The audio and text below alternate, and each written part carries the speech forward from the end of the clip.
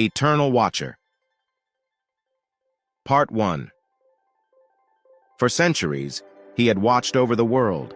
He had seen empires rise and fall, witnessed the birth of new nations and the destruction of old ones. He had been called many names throughout the ages, but he preferred to think of himself as the Eternal Watcher.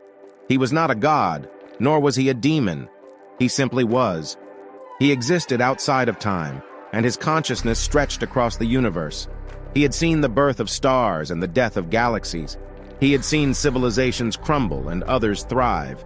Despite his vast knowledge and power, he was a lonely being. He had no peers, no equals.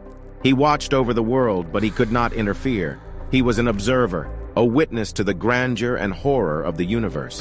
One day, he felt a presence that he had not felt in a long time.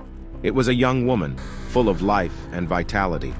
He watched as she went about her day, unaware of his presence.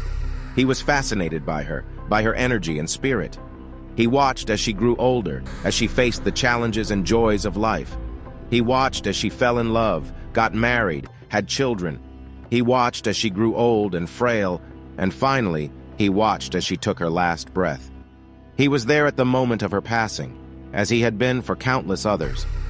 He watched as her spirit left her body and ascended to the heavens.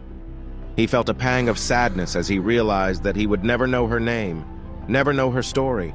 But he knew that her spirit would live on, as would the spirits of all those who had come before her. He knew that he would continue to watch over the world, to witness the beauty and tragedy of life. And so he continued on, the Eternal Watcher, a solitary figure in an ever-changing universe.